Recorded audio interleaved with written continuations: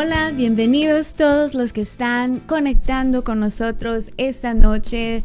Bienvenidos a Levántate y estudia la palabra de Dios. Ese ha sido el título que hemos decidido darle a este segmento, este estudio. Y obviamente estamos estudiando un libro en específico de la Biblia. Estamos estudiando el libro de Santiago. Y quiero darte la bienvenida a todos los que están conectando. Te invito a que nos des un saludo dejándonos saber de qué ciudad o de qué lugar estás conectando. Tuvimos a una persona que conectó de Brasil la semana pasada y envió un mensaje, y es bello saber que tenemos hermanos y hermanas en Cristo realmente por todo el mundo que desean aprender más de la palabra. Así que bienvenidos y déjanos un breve saludo de qué ciudad nos estás conectando o saludando, de dónde estás conectando. Nos encantaría saber y saludarte a la misma vez. Y bueno, antes de iniciar te quiero recordar que hay dos cosas que he estado pidiéndote que hagas durante este estudio. Uno es que no lo hagas solo, que invites a un amigo, una amiga, a alguien que lo pueda hacer junto contigo, ya sea ahí en tu casa, en tu cocina, en el comedor, en donde sea, pero estudiar la palabra junto con alguien más trae un crecimiento y trae una nueva perspectiva, porque puedes platicarlo con esa persona, lo que estás recibiendo, lo que estás aprendiendo, lo que estás aplicando. Y número 2, también te estoy pidiendo que tomes notas, que agarres un diario, que agarres un cuaderno y que tomes notas, porque eso te va a ayudar a después regresar y poder estudiar lo que has aprendido y, más importante, aplicarlo, ¿verdad? Es lo que estamos aprendiendo en el libro de Santiago. Si no lo aplicamos, no vamos a aprender y no vamos a ser transformados. Y bueno, gracias de nuevo por conectar, y gracias a todos los que están compartiendo también este enlace, ya sea en tu pared de Facebook o en YouTube, compartiendo ese enlace a través de un texto. Te lo agradezco de antemano. Sabemos que la palabra de Dios siempre va a traer bendición al que la escucha. Entonces compártelo con alguien más. Uno nunca sabe dónde está esa persona en su caminar, en su vida, en su situación, en sus problemas, y la palabra de Dios siempre va a bendecir al que la escucha. Bueno, vamos a orar y vamos a invitar al Espíritu Santo y iniciar hoy nuestro estudio, pero antes de eso te quiero hacer una pregunta. ¿Recuerdas que la semana pasada tuvimos varias preguntas de reflexión? Y yo quiero saber, estoy un poco interesada en una de esas preguntas. Y una de esas preguntas te hice la pregunta que en la lección que aprendimos la semana pasada, donde Santiago nos dijo que necesitamos ser rápidos para escuchar a la otra persona o escuchar al Señor, y lentos para hablar y lentos para la ira. Entonces, en esa lección, mi pregunta es: ¿con quién la practicaste esta semana pasada? ¿O con quién la necesitas practicar? Yo no sé, pero quiero saber de ti, quiero que chatees ahí conmigo. ¿Con quién necesitas practicarla o con quién la practicaste esta semana pasada? A ver, ¿quién va a ser el primer valiente? Alguien contesta esa pregunta. Bueno, te voy a decir la mía. Yo creo que conmigo es con mi familia, con mi esposo, con mis hijos. Ahí es donde siempre necesito recordarme. Y cuando no lo hago, el Espíritu Santo me recuerda, ¿verdad? Me dice: Andrea, cierra el piquito, como dicen por ahí, y escucha primero, escucha a la persona, escucha a tus hijos, escucha a tu esposo, y lento para hablar. Y así que bueno, gracias para los que están empezando a contestar, pero creo que esa lección la necesitamos practicar, no solamente la semana pasada o esta semana, pero cada semana. Creo que eso va a ser importante. Bueno, gracias a los valientes que están contestando, pero ¿por qué no oramos?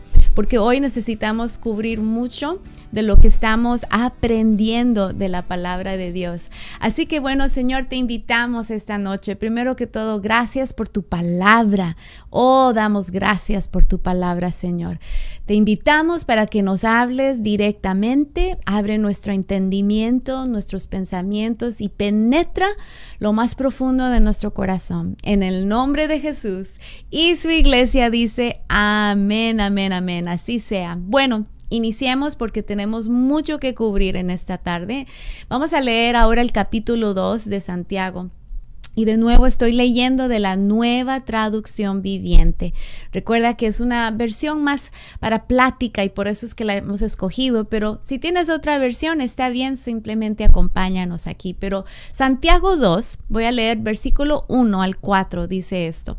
Mis amados hermanos, ¿cómo pueden afirmar que tienen fe en nuestro glorioso Señor Jesucristo si favorecen más a algunas personas que a otras?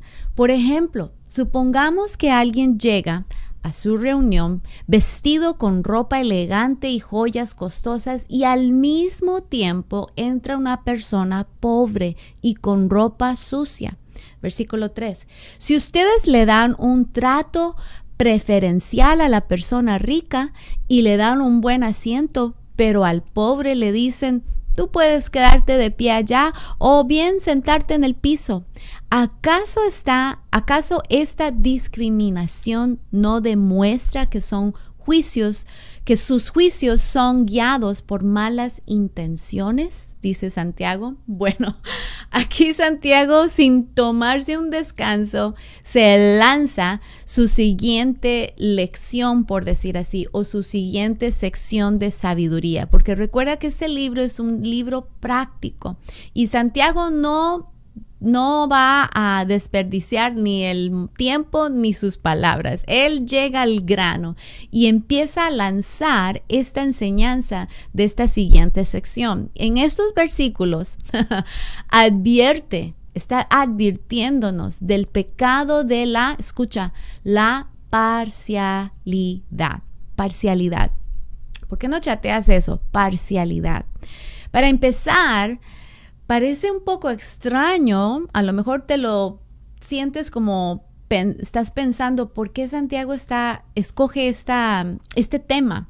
¿Por qué no habla de otros pecados más grandes, verdad? Tenemos mucho que cubrir si tenemos que trabajar en nuestra vida, pero quiero que notes algo, que aunque somos tentados a pensar de que ¿por qué no habla de algo más grave, ya sea el pecado de, qué sé yo?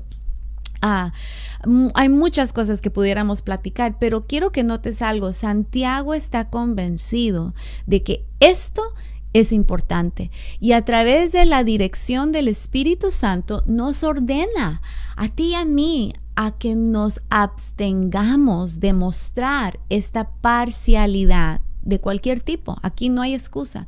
Como fundamento, la parcialidad es contraria e incompatible con el Evangelio.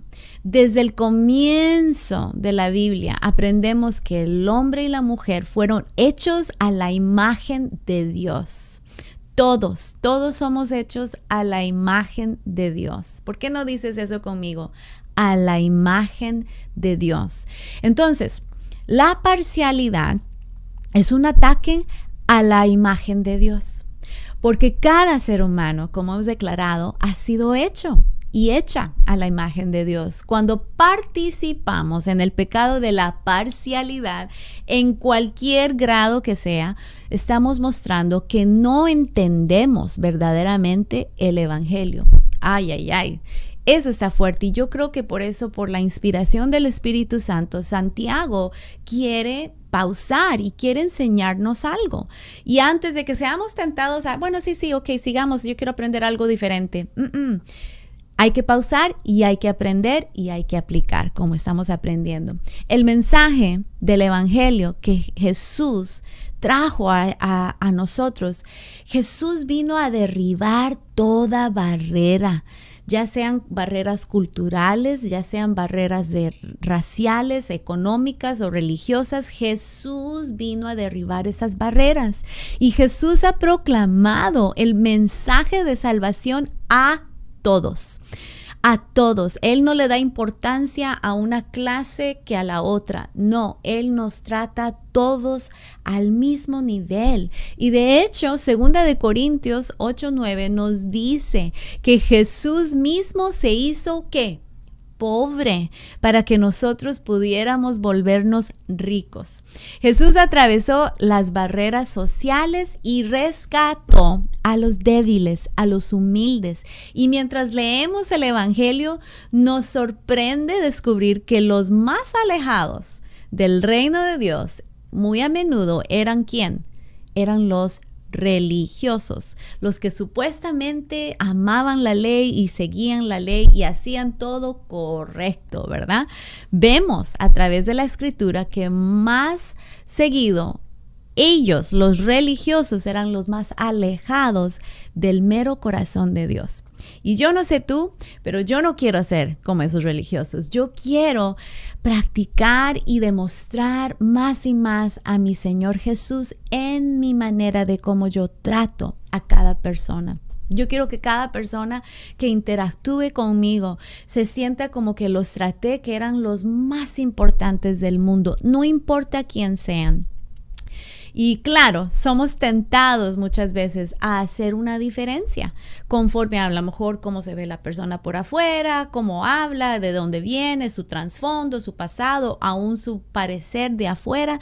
Todos somos tentados a tratar a personas diferentes. Las palabras de Santiago son directas, ya que claramente nos ordena que no hagamos eso, que no mostremos parcialidad. Sus palabras son un estímulo para seguir adelante en esta vida y vivir de una manera distinta, diferente a como el mundo actúa. Porque el mundo actúa diferente. El mundo trata a cada persona, depende de dónde viene y qué tan importante es. Seamos honestos, ¿verdad?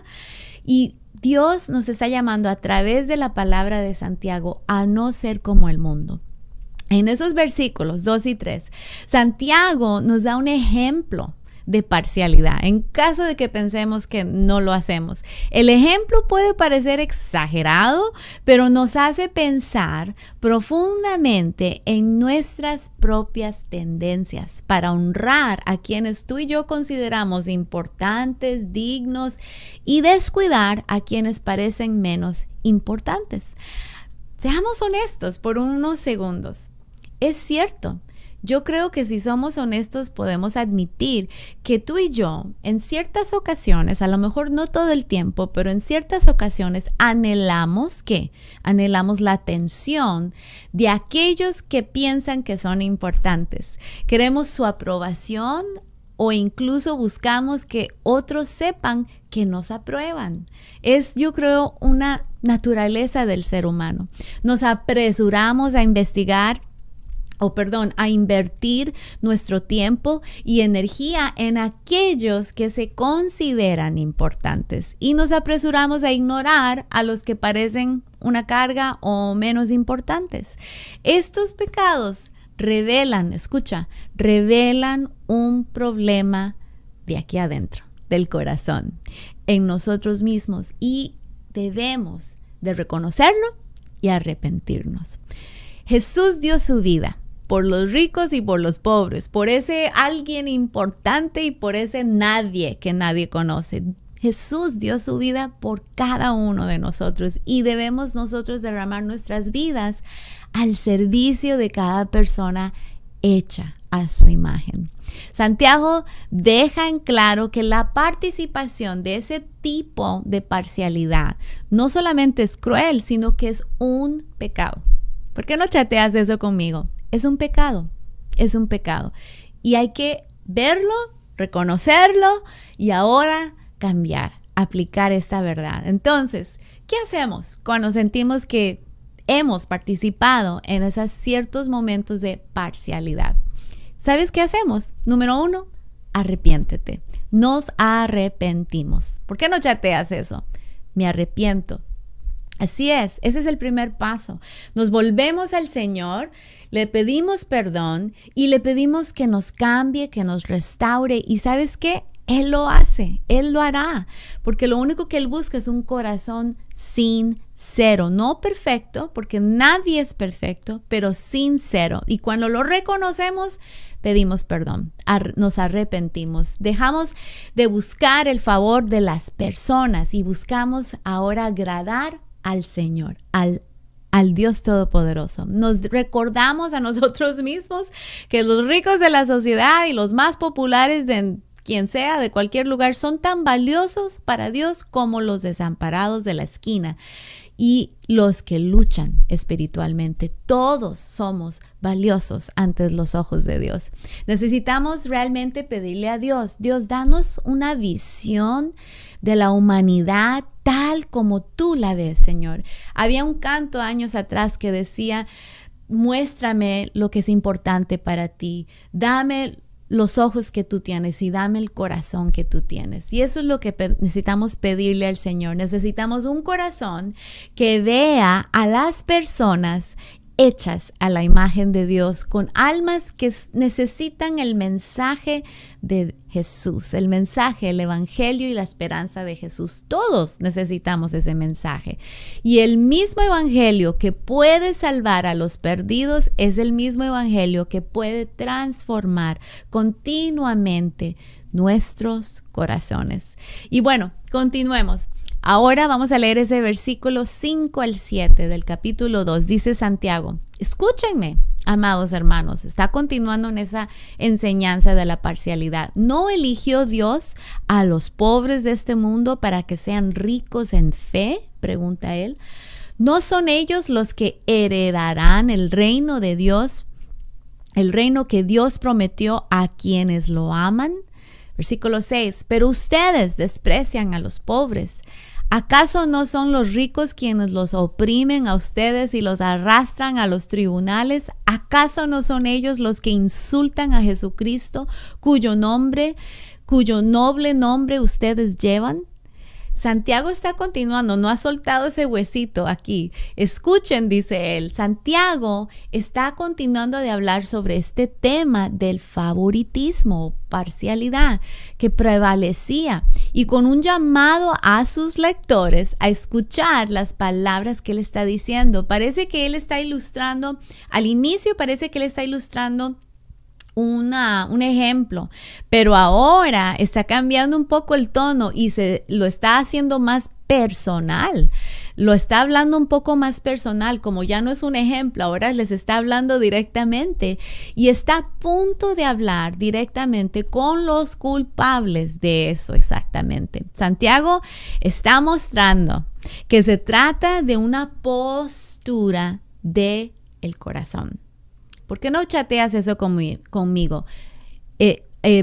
¿Por qué no chateas esta parte? Estoy tratando de pensar cómo chatearlo, pero más brevemente, se trata del corazón. Pongamos eso. Se trata del corazón, porque de ahí brota esa actitud. Y estamos aprendiendo que muchas de las cosas que hacemos brota de lo más adentro, de nuestro interior, de nuestro corazón.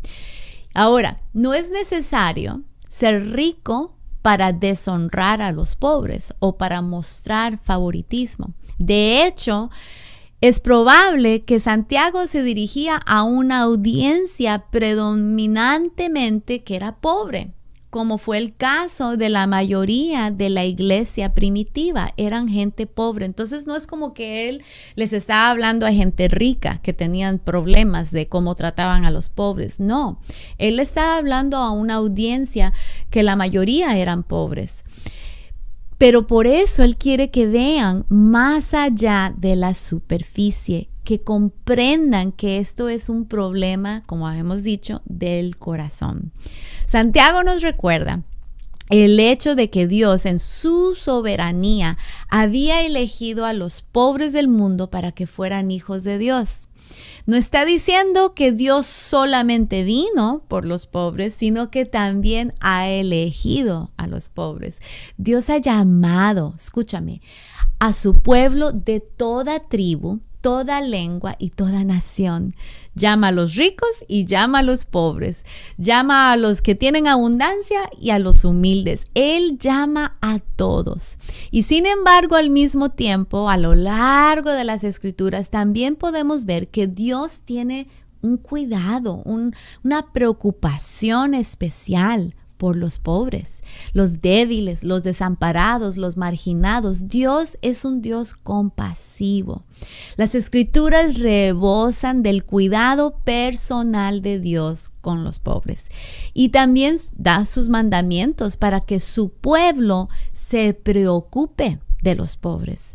Si mostramos favoritismo, estamos negando la verdad del mensaje del Evangelio y estamos en contraste o en contra del carácter de Dios. ¿Me escuchaste? Si negamos o si mostramos, déjame decirlo de esta forma, si mostramos parcialidad, si demostramos favoritismo, estamos negando el mensaje de Jesús. Estamos negando o estamos en opuesto al carácter de Dios. Yo no quiero eso. Yo no quiero demostrar opuesto del carácter de mi Padre. Yo quiero demostrar el carácter de mi Padre en mi actitud, en mi ejemplo, en mi manera de cómo yo trato a las personas. Jesús mismo vino como un hombre pobre. No nació en un palacio, sino que fue acostado en un ¿qué? ¿Qué dice su palabra? Un pesebre, ¿verdad? Y durante todo el ministerio de Jesús fueron los religiosos quienes lo despreciaron por su interacción con los pobres, con los pecadores y con los marginados de la sociedad. Recuerda, él demostró el mejor ejemplo, Jesús. Ahora, 2 Corintios 8:9, lo puedes apuntar y luego leerlo, nos recuerda que Jesús se hizo pobre y tomó la forma humilde de un ser humano para que pudiéramos tú y yo volvernos ricos. Es interesante notar que este versículo se encuentra en el contexto de un llamado a la generosidad, pero cuando reconocemos la generosidad de Dios que se ha mostrado para ti y para mí, debería de causar a nosotros que desbordáramos con generosidad hacia los demás. Las palabras del versículo 5 que estamos leyendo ahora en el capítulo de Santiago 2:5, aunque habla de la pobreza literal, quiero que escuches algo. También es una clara alusión o ejemplo a las palabras de Jesús en el Sermón del Monte cuando él dijo: bienaventurados los pobres en espíritu, porque de ellos es el reino de Dios. Mira, en otras palabras, la pobreza tangible del mundo nos señala la realidad mucho mayor de nuestra pobreza espiritual. Ya sea que nuestras cuentas bancarias estén llenas o vacías, todos somos espiritualmente pobres ante Dios. Somos abatidos, ¿verdad? Por nuestra necesidad, nuestro pecado, nuestra pobreza espiritual. Y luego, ¿qué sucede? Cuando venimos a Él, Él nos llena nuestra copa hasta rebosar con su gracia. Entonces, son los espirituales pobres quienes heredan el reino y debemos tener compasión de la pobreza material de los demás porque sabemos lo que es estar espiritualmente en bancarrota. Alguien diga amén. Alguien diga amén, porque aquí hay mucho que tú y yo podemos aprender. Antes de tratar de pasar la página al próximo capítulo, tenemos que pausar y entender lo que nos está enseñando aquí la palabra de Dios. Mira, en los días de Santiago, los pobres eran los débiles, eran los vulnerables, eran los despreciados. Esto a menudo también es cierto en nuestro día. Pero quiero que entendamos, para que podamos vivir plenamente lo que Santiago nos recomienda hacer, debemos preocuparnos por todas las personas de nuestra sociedad, de nuestra, por decir así, círculo de influencia, porque tú y yo como creyentes tenemos que saber cómo cuidar de cada persona. Los creyentes deben de extender los brazos abiertos a los pobres, a los difíciles de entender, a los marginados, a los niños. En veces ignoramos a los niños porque pensamos que no son importantes, que, ay, niño, cállate. No, tenemos que tener una actitud diferente. Entonces tenemos que extender los brazos a todos, los pobres, los difíciles de entender, los marginados, los niños. ¿Qué de los jóvenes que tienen problemas, jóvenes con adicciones, jóvenes con aún problemas de diferentes cosas, ya sea ansiedad depresión o aún rebeldía, tenemos que tener un corazón por los jóvenes, los discapacitados, los ancianos, los refugiados, los drogaditos, los rechazados. Tenemos que tener un corazón abierto a cada persona, porque cada persona es hecha en la imagen de Dios. El llamado de Jesús es ¿para qué? Para que todos vengan. Él vino a salvar y encontrar al perdido, a todos.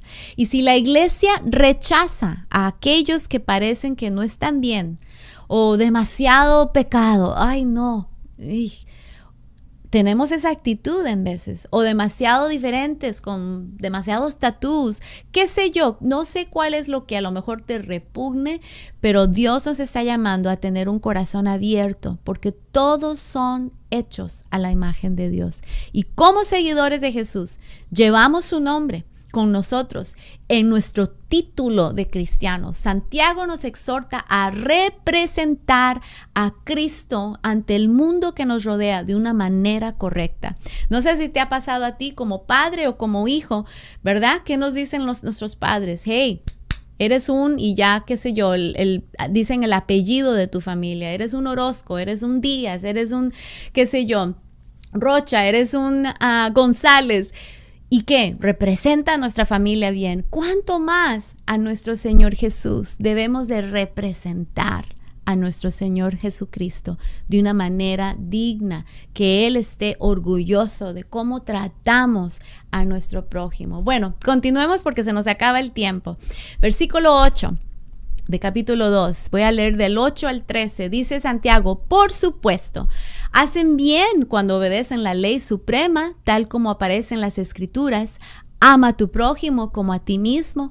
Pero si favorecen más a algunas personas que a otras, cometen pecado. Subrayen ahí, si tienes tu Biblia, subráyelo: cometen pecado. Son culpables de violar la ley, dice Santiago. Versículo 10.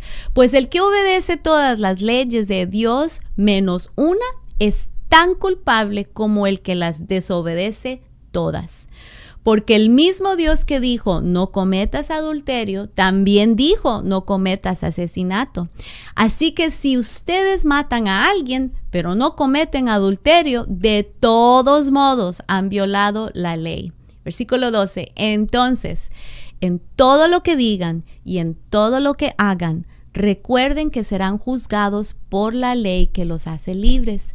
Versículo 13. No habrá compasión para quienes no hayan tenido compasión de otros. Voy a leer esa parte de nuevo. No habrá compasión para quienes no hayan tenido compasión de otros. Pero si ustedes han sido compasivos, Dios será misericordioso con ustedes cuando los juzgue. Wow. Hay otra versión al final de ese versículo, dice: y la misericordia triunfa sobre el juicio. En otras palabras, todos vamos a ser juzgados. Pero, dice aquí Santiago, pero si ustedes han sido compasivos, Dios será misericordioso con ustedes cuando los juzgue. Y por eso en otra versión dice: la misericordia triunfa sobre el juicio. Al final del capítulo 1, la semana pasada aprendimos, ¿verdad? Santiago nos habló de las cosas que eran evidencias de una religión pura. Y lamentablemente en nuestras propias fuerzas fallamos todos, ¿verdad? Pero la buena noticia es que en nuestra debilidad para cumplir con estas pruebas de religión pura nos indica nuestra necesidad de el Evangelio, que borra todas nuestras transgresiones y nos obliga a caminar en santidad. Santiago habla de la ley, ¿verdad? Está diciendo, mira, sabemos que la ley es muy clara. Aunque obedezcas todas menos una, estás quebrando la ley. Puedes decir que obedeciste los 9 mandamientos, pero uno nomás fallaste. Ay, Señor, por favor, nomás en una fallé. Pero si fallas en una, fallaste en todas, dice Santiago, ¿verdad? No la cumplimos. Esta es la ley según la Escritura, ¿verdad? Lo que Dios nos enseñó. Jesús habló de esto en Mateo 18, 21 al 35. Y básicamente Jesús dijo, de los dos mandamientos que resumen toda la ley, que fueron, ¿verdad? Que ames a Dios con todo tu corazón y que ames a tu prójimo, ¿verdad? Si pudiéramos amar al Señor, nuestro Dios, por encima de todo y amar a nuestro prójimo como nosotros mismos, estaríamos entonces en un buen camino en obedecer toda la ley. El problema es que no podemos hacerlo solo. No tenemos poder en nosotros mismos aparte de Cristo. Para obedecer estos mandamientos que fueron dados por primera vez, por más que lo intentemos, no lograremos a vivir a esa altura de la santa norma de Dios. Algunos de nosotros puede que nos sorprendamos al ver esta mención. ¿Por qué Santiago está hablando de la ley, verdad? ¿Que no estamos bajo la gracia? ¿Por qué quiere Santiago que pensemos en la ley? Mira, el ejemplo de los hijos de Israel en el libro de Éxodo es uno que también tenemos que aplicar y aprender y recordar, porque recuerda, todo lo que está en el Antiguo Testamento es para que nosotros aprendamos y no hagamos el mismo error. En el libro del Éxodo, Dios liberó milagrosamente, ¿verdad?, al pueblo hebreo de la esclavitud, y cuando los llamó como su propio pueblo, ¿verdad?, les dio la ley. No necesitamos guardar la ley para que Dios nos libere, porque Dios los libró a ellos en su gracia y misericordia antes de darles la ley. Pero su gracia y misericordia los causó a seguir a Dios en este camino al llamado de la santidad. Y el pueblo de Dios trató de obedecer la ley en respuesta a lo que Dios había hecho. Y lo mismo ocurre con nosotros. Dios viene, nos rescata y queremos obedecerle, y por eso yo creo que le doy gracias al Señor que la promesa del nuevo pacto es que la ley de Dios va a estar escrita en nuestros corazones. No podemos guardar la ley con nuestras propias fuerzas, pero con Cristo en nuestra vida, Él nos va a dar el querer como el hacer, nos va a dar la gracia y la ayuda para poder obedecerlo a Él. Sí vamos a fallar, sí, no somos perfectos, pero Él nos va a dar la gracia y la ayuda para poder seguir lo que Él nos pide. Mira, el mandamiento de amar al prójimo al inicio parece sencillo, ¿verdad? Pero una vez que profundizamos un poco más, nos damos cuenta de que no es tan fácil como parece, y por eso necesitamos la ayuda de Jesús. El mandamiento de amar al prójimo está perfectamente personificado en Jesús mismo. Y Él vino a la tierra y se hizo hombre, se convirtió en nuestro prójimo, y luego con su amor sacrificado dio su vida por sus prójimos. Entonces nosotros miramos a Jesús como nuestro gran ejemplo de cómo debemos amar. Debemos de dar esa misericordia porque Él nos ha dado esa misericordia. Y en pocas palabras, para hacerlo más claro, tenemos que reconocer que Santiago, las palabras de Santiago llegan directamente aquí, al corazón, y tenemos que aprender hoy, la obediencia parcial no es obediencia. Dios quiere toda nuestra obediencia. Si solo obedeces un poquito y el resto no le haces caso, no estás obedeciendo. Entonces, estas palabras nos están llamando a reconocer que primero que todo necesitamos a Jesús para poder amar a nuestro prójimo. Y segundo, necesitamos obedecerlo en todo, no solamente en las áreas que nos gustan, pero aún en las áreas que a lo mejor no nos gustan o que son difíciles de hacer. Con la ayuda de Cristo vamos a amar a nuestro prójimo. Y gracias a Dios que terminó esa sección diciéndonos que la misericordia triunfa sobre el juicio. Bueno, continuamos, versículo 14 del capítulo 2 de Santiago. Y esta próxima sección tiene un título y dice: la fe sin buenas acciones está muerta. Entonces leamos, dice versículo 14: amados hermanos, ¿de qué le sirve a uno decir que tiene fe si no lo demuestra con sus acciones? ¿Puede esa clase de fe salvar a alguien? Supónganse, dice Santiago, que ven a un hermano o a una hermana que no tiene qué comer ni con qué vestirse, y uno de ustedes le dice: adiós, que tengan un buen día, abrígate mucho y aliméntate bien, pero no le da ni alimento ni ropa. ¿Para qué le sirve? Dice Santiago. Versículo 17, ¿cómo pueden ver? La fe por sí sola no es suficiente, a menos que produzca buenas acciones. Está muerta y es inútil. Versículo 18, ahora bien, alguien podría argumentar, algunas personas tienen fe, otras buenas acciones, pero yo les digo, ¿cómo me mostrarás tu fe si no haces buenas acciones? Yo les mostraré mi fe con mis buenas acciones. ¡Wow! Aquí de nuevo Santiago está repleto de verdad. ¿Cuál es la relación entre la fe y las obras? Sabemos que la salvación, déjame aclarar algo, sabemos que la salvación es solamente cuando ponemos nuestra fe, ¿verdad?, en la gracia de Dios. Pero ¿qué pasa con las obras? Son preguntas que a menudo nos hacen como rascar la cabeza y preguntarnos, sí, ¿cuál es la diferencia?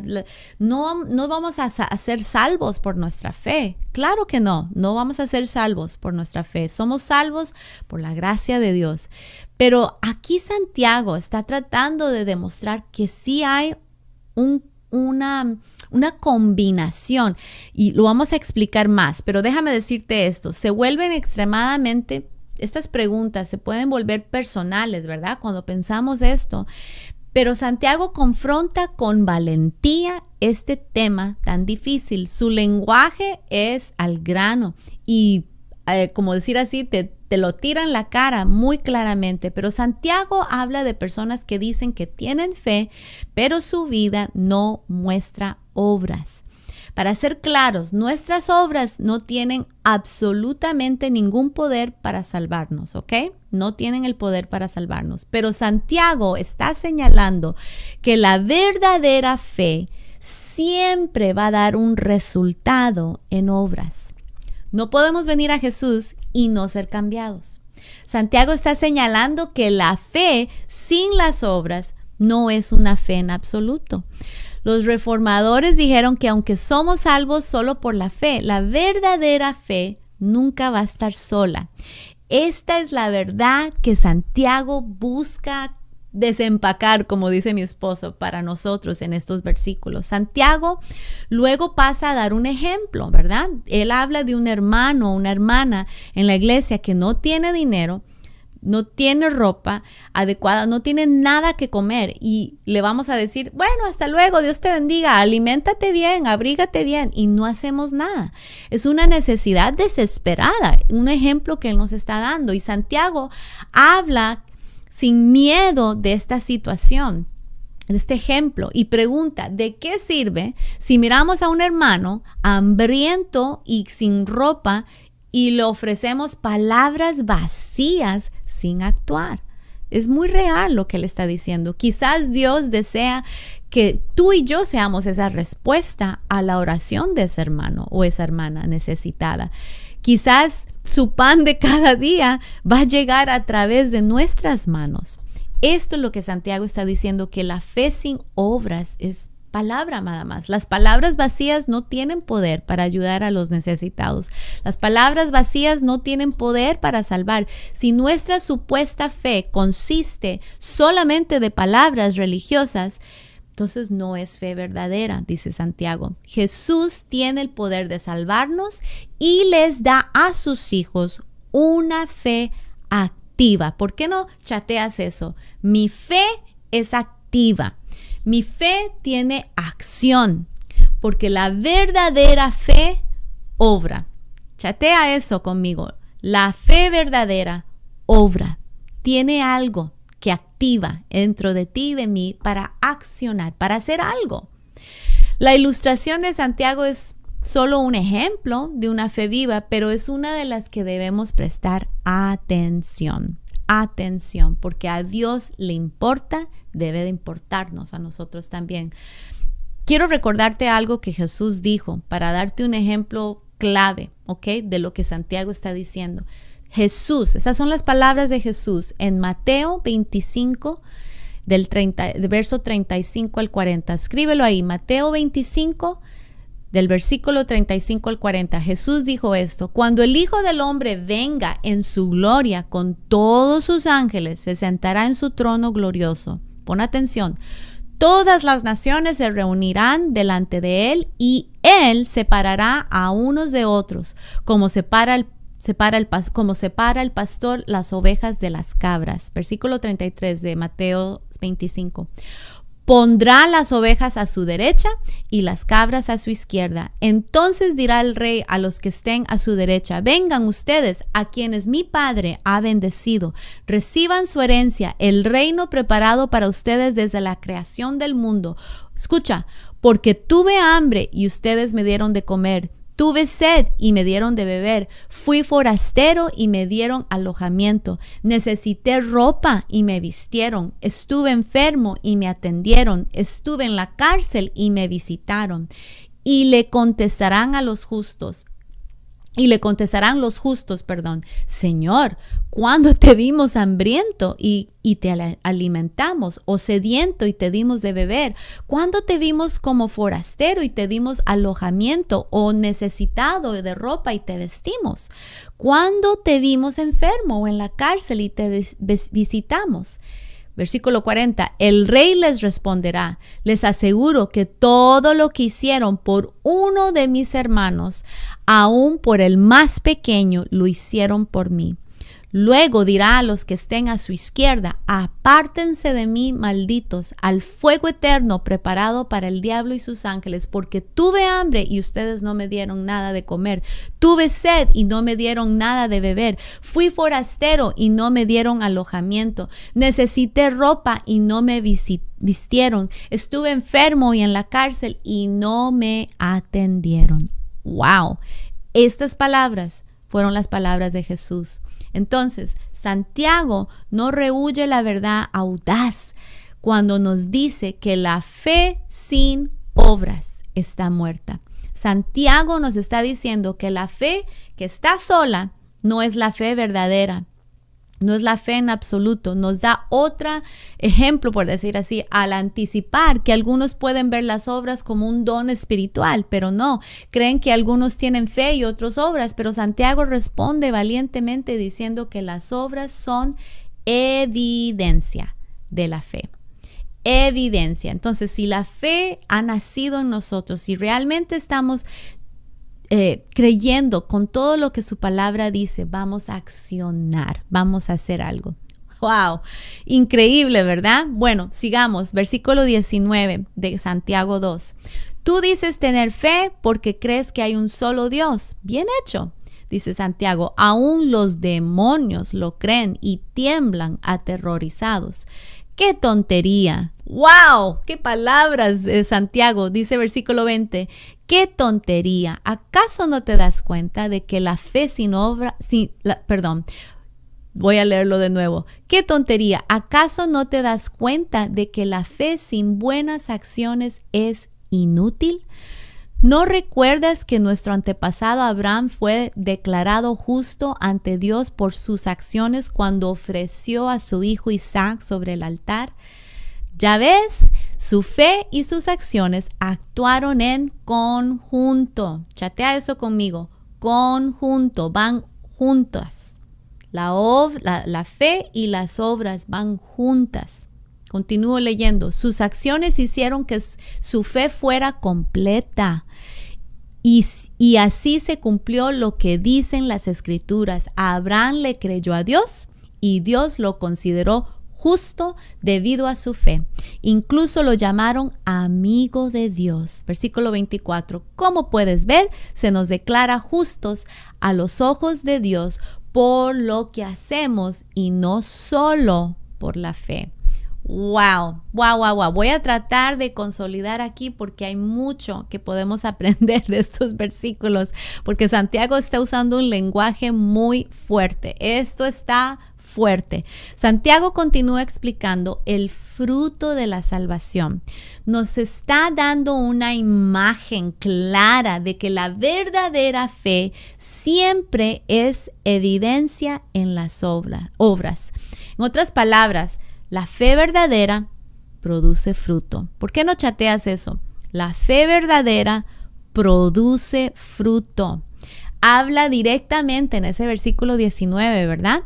Cuando se refiere a creer en Dios y dice, nos dijo prácticamente, qué tontería decir que es suficiente, porque aún los demonios creen en Jesús. Aún los demonios reconocen que Jesús es el Hijo de Dios. Esta declaración de que solo hay un Dios, Él lo está declarando porque desde el inicio, desde Deuteronomio, lo creo que le llamaban el Shema, que era donde Dios había declarado solo hay un Dios y soy yo, ¿verdad? Santiago luego da dos ilustraciones de un importante punto y nos va a demostrar dos personajes en la Biblia. Primero está hablando de Abraham. Estos dos personajes bíblicos a primera vista van a parecer muy diferentes porque nos presenta a Abraham y luego ahorita nos va a hablar de Rahab. Uno es el padre de la nación de Israel, el hombre, es el por decir, el héroe de la fe, Abraham. Y el otro personaje es alguien que vamos a estudiar, que es Rahab, quien no es nada que ver como Abraham, ¿verdad? Vamos a aprender mucho aquí. Pero quiero iniciar esta parte porque uno es el padre de la nación de Israel, Abraham, y la otra persona que él va a hablar se nos identifica como Rahab, que era una prostituta. Primero dirige nuestra atención a Abraham y nos señala la vida de Abraham y nos dice que primero que Abraham fue listo, estuvo disponible a entregar a su hijo Isaac como sacrificio. Debemos tener cuidado, primero que todo, de pensar en todo el contexto de la historia de Abraham. Génesis 12, Dios le hizo grandes promesas a Abraham, incluida la promesa de que a través de su simiente todo el mundo sería bendecido. Fue la promesa de que de la simiente de Abraham iba a venir el Mesías. Pero había un gran problema. ¿Por qué no chateas eso conmigo? Un gran problema. Y el problema era que Abraham no tenía hijos. Él era un anciano y su esposa y él eran estériles. Entonces, décadas después de que hizo Dios esa promesa, Abraham tenía unos 100 años cuando Dios cumplió esa promesa de una manera milagrosa. Tú y yo sabemos la historia, ¿verdad? Sara dio a luz el hijo que Dios había prometido y Dios había hecho lo imposible, pero ahora le está pidiendo a Abraham que sacrifique a su precioso hijo unigénito, al quien Dios le dio. Fue un hermoso ¿cuál es la palabra? Presagio. Es una ilustración de lo que Dios iba a hacer, ¿verdad? En la cruz, dándonos su Hijo unigénito, Jesús. Una imagen que nos muestra cómo Dios voluntariamente sacrificó a su propio Hijo unigénito por ti y por mí, ¿verdad? Abraham, en su fe o por fe, subió esa montaña, listo para sacrificar su hijo Isaac. Génesis 15 nos aclara que Abraham fue justificado por la fe y Santiago cita ese pasaje aquí. Esto sucedió décadas antes de el pasaje de Génesis 22, antes de que Abraham sacrificara a Isaac. Entonces Abraham ya estaba justificado en su sí de Dios, pero mientras vivía su fe en Dios estaba demostrando la fe real. Ese versículo 22 de Santiago señala que su fe fue completa por sus obras. Y esto también podría traducirse, fue completa al madurar su fe. Porque sabemos que Abraham también cometió errores, trató de ayudarle a Dios con esa promesa. Podemos aprender mucho y no tengo el tiempo para hablar de toda la vida de Abraham, pero las obras son el fruto de nuestra fe. Las obras son el fruto de nuestra fe. Por ejemplo, un árbol saludable eventualmente va a dar fruto saludable. Y por eso es que Santiago está diciendo, no me bailen este punto. La fe es evidencia con sus obras. Si tú le crees a Dios, eventualmente tiene que haber una acción de tu parte. Tiene que haber obras. Estas obras no tienen poder para salvarnos, pero son una evidencia, es una demostración de la fe de cada persona, de cada uno de nosotros. La fe de Abraham en Dios obró en su vida de muchas maneras. No era un un hombre perfecto, como lo dije, pero su justificación vino de la justicia de Cristo en su lugar. Bueno, terminamos aquí los últimos versículos porque ya se me está acabando el tiempo.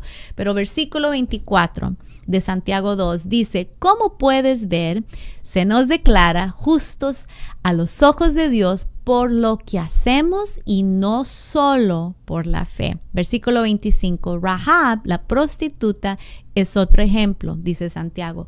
Fue declarada justa ante Dios por sus acciones cuando ella escondió a los mensajeros y los ayudó a regresar sin riesgo alguno por otro camino. Versículo 26. Así como el cuerpo sin aliento está muerto, así también la fe sin buenas acciones está muerta. ¡Wow! Lo aclara muy claro, ¿verdad? Porque todos a lo mejor hemos estado en un velorio o algo y tú ves el cuerpo, ahí está la persona, pero ya no está realmente, ¿verdad? Sin ese aliento, esa persona está muerta. Y por eso él dice, así como el cuerpo sin aliento está muerto, así también la fe sin buenas acciones está muerta. En otras palabras, la gracia de Dios realmente es escandalosa. ¿Por qué no chateas eso? La gracia de Dios es escandalosa porque nos demuestra a dos distintas personas que demostraron que su fe no estaba muerta. Su fe demostró acción, y uno de ellos fue Abraham, el gran padre de la fe, el gran padre y líder del pueblo de Israel, y la otra fue una prostituta. De veras que Dios es increíble porque Él está haciendo un punto claro. No depende de quién eres, depende de tus acciones. Y la gracia de Dios es escandalosa. Llega hasta los pecadores y los saca de esa tumba del pecado para caminar en una vida de resurrección y de redención. Porque aquí el ejemplo de esta mujer que era una prostituta es increíble. Santiago habla de la fe que resulta en acción. Aunque estas obras no tienen poder, de nuevo, no tienen poder para salvarnos, son evidencia de nuestra fe. Y luego nos muestra estos dos ejemplos, ¿verdad? Nos demuestra al patriarca y luego a una prostituta, ¿verdad? Y de nuevo, parece que son personas diferentes, pero realmente estas dos personas tienen algo similar. Ella estaba en la parte inferior. Rahab, quien se identifica a nosotros como prostituta, estaba en la parte inferior de los estratos sociales, o sin embargo se le nombra junto a uno de los más grandes gigantes de la fe. Parece que las diferencias entre ellos son innumerables, ¿verdad? Y sin embargo existe una gran similitud. Ambos tenían una fe que se manifestó en acciones. Su fe produjo ese fruto. ¿Por qué no chateas conmigo? Señor, yo quiero tener fruto. Yo lo quiero. Amén. Tú también. Queremos dar fruto. Nuestra fe tiene que dar fruto. Nuestra fe tiene que dar acción. Entonces, ¿quién es esta Rahab? Sabemos que su historia después la puedes leer en Josué capítulo 2 y Josué capítulo 6, pero brevemente, cuando llegamos a esta historia, los hijos de Israel estaban a punto de entrar a esa tierra prometida después de muchos años en el desierto. Pero entre el pueblo de Dios y esa tierra prometida estaba este muro de Jericó. Y fue en ese muro de Jericó donde ella vivía. Rahab vivía ahí. Ella era una prostituta y era probable que no había elegido esa profesión por su cuenta, pero aquí cuando llegamos a esta historia, eso era lo que ella era en ese momento. Su hogar era probablemente en ese muro y ella dirigía una clase de posada donde podía entretener a viajeros y clientes, ¿verdad? Ahí es exactamente donde la encontramos cuando estos dos espías llegan a su casa. Luego lo puedes leer en Josué 2 y 6. Ellos necesitaban esconderse del rey y esta mujer, Rahab, quien demostró una gran valentía, los escondió, tomando el riesgo realmente. Pero en Josué 2:11 la vemos pronunciar una profesión de fe en el Dios de Israel y luego la vemos actuar con esa fe, arriesgando todo para esconder a estos hombres. Entonces primero confesó su fe en el Dios de Israel y luego actuó. Suena como lo que Santiago nos está diciendo, ¿verdad? Tu fe tiene que tener acción. Si no, esta fe está muerta. Tiene que haber fe y tiene que haber acción. ¿Por qué no lo chateas? Fe y acción tienen que ir juntos. Solo unos pocos capítulos después de que los muros de Jericó se derrumbaron, veremos una parte de ese muro quedó en pie. Era el hogar de esta mujer, el hogar de Rahab, que se había convertido en una hija de Dios por haber tenido fe y por haber actuado con esa fe. Pero el mayor honor de Rahab no se menciona solamente en Hebreos 11 cuando habla del gran pasaje de los hombres y mujeres de la fe. Eso no fue su mayor honor, ni tampoco su mayor honor pudo haber sido que se le otorgó a esta mujer, ¿verdad? Como una mujer de fe. Yo creo que su mayor honor de esta mujer se encuentra en Mateo 1, donde encontramos el nombre de Rahab entre los nombres de Abraham, Isaac y Jacob. Sí, esta mujer iba a ser nombrada en el linaje del Mesías. ¿Te puedes imaginar? Por eso es que digo que la gracia de Dios es escandalosa, porque esta mujer vivía una vida que todos nosotros honestamente diríamos, ¡oh! Una prostituta, ¿qué? ¿Cómo? Dios la usó, ¿qué? ¿Cómo? Ella fue una mujer de fe y de obras, ¿cómo? ¿Verdad? Pero así es. Ella declaró, confesó a Dios, creía en el Dios de Israel y luego actuó. Y Dios en su gracia y generosidad no solamente la convirtió en una hija de Dios, pero la puso en el linaje del Mesías. Ella era la tatarabuela de David y parte de ese árbol genealógico, se dice, de Jesús. ¡Qué increíbles! Esta es una gracia escandalosa. Chatea eso, escandalosa. Es la gracia de Dios, la que toma a esa persona marginada y la convierte en su hija. Nuestra fe se evidencia en nuestras obras. Las obras son evidencia de nuestra fe. ¿Por qué no chateas eso? Las obras son prueba de mi fe. Fue cierto para Abraham mientras subía a esa montaña dispuesto a sacrificar a su hijo, y también fue cierto para Rahab cuando se arriesgó y tomó por sus propias manos y protegió a esos espías del peligro. La escandalosa gracia de Dios es tan grande que no solo tiene el poder de salvar, sino también de producir en nosotros el fruto de esa fe. No se trata de lo que traemos a Él, porque ¿qué dice Pablo? Son trapos sucios, ¿verdad? En cambio, se trata de la obra del Espíritu Santo que nos transforma poco a poco a la imagen de nuestro Señor Jesús y Salvador. Quizás es por eso que Santiago elige a dos personas distintas, muy diferentes, ¿verdad? Como ese ejemplo para crecer en piedad y dar fruto como hijos de Dios.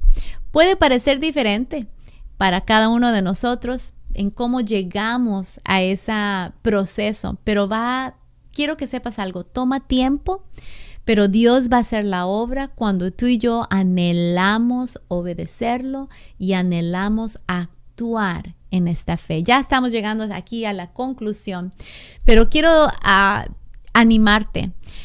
A través del poder del Espíritu Santo, tú y yo vamos a crecer. Poco a poco vamos a aprender a tener esa vida piadosa, a ser ejemplo.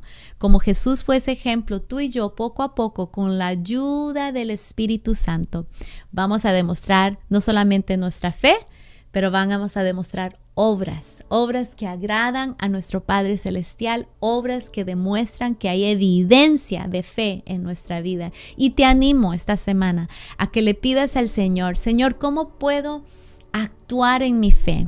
Demuéstrame cuáles son esas áreas en mi vida que debo de actuar, poner en acción mi fe. A lo mejor Dios te está pidiendo que empieces a dar el 10% al Señor. Y no estoy hablando solamente de dinero, 10% al Señor Sí, el diezmo es de dinero, pero quiero que entiendas algo. Es algo que tiene que nacer primero aquí adentro en el corazón, que confías en Él, de que Él va a multiplicar tu 90% que se queda en tu bolsillo. O a lo mejor Dios te está pidiendo a creerle a Él en esa decisión de cambiar de trabajo. A lo mejor tienes temor y piensas que Dios no va a proveer. Dios te ha dicho, es hora de cambiar de trabajo. Toma ese paso de fe. De nuevo, la fe sin las obras es una fe muerta. Y yo te quiero retar este día, esta noche, a que no hagas una decisión basada en emociones. No, ora, platica con el Señor y pídele que te demuestre en qué área Él te está llamando a accionar, a demostrar esas obras para que tu fe siga creciendo. Amén. Bueno, aquí ya estamos a la conclusión. Te voy a dar 3 preguntas para reflexionar y de nuevo me encantaría que compartas tus respuestas. Puedes enviarlas a nuestro teléfono de iglesia, el 714-465-1611, 714-465-1611. Puedes enviar ahí tus respuestas o a nuestro correo electrónico que va a aparecer ahí en la pantalla. Pero estas son las 3 preguntas, ¿ok? ¿Listos? Primero, ¿cómo es la parcialidad contraria e incompatible con el Evangelio? ¿Cuál es la diferencia? Porque la parcialidad jamás la vas a encontrar en el Evangelio. Entonces, ¿cómo es la parcialidad contraria con el Evangelio? Y puedes leer después de Deuteronomio capítulo 10, versículo 17 al 19, porque ahí vas a ver cómo este pasaje representa el corazón de Dios para los marginados y el corazón que deberían tener para ellos también, el corazón que tú y yo deberíamos tener. Bueno, suficiente ahí con número 1. Número 2, ¿de qué maneras se puede evidenciar la fe en tu vida? A través de las obras. Y eso es algo que puedes poner en práctica esta semana. ¿Qué puedes hacer esta semana para demostrar evidencia de la fe en tu vida a través de tus obras? Y número 3, ¿cuál es la diferencia entre la fe de la salvación y la creencia que tienen los demonios? Porque ellos también creen, nos dijo Santiago.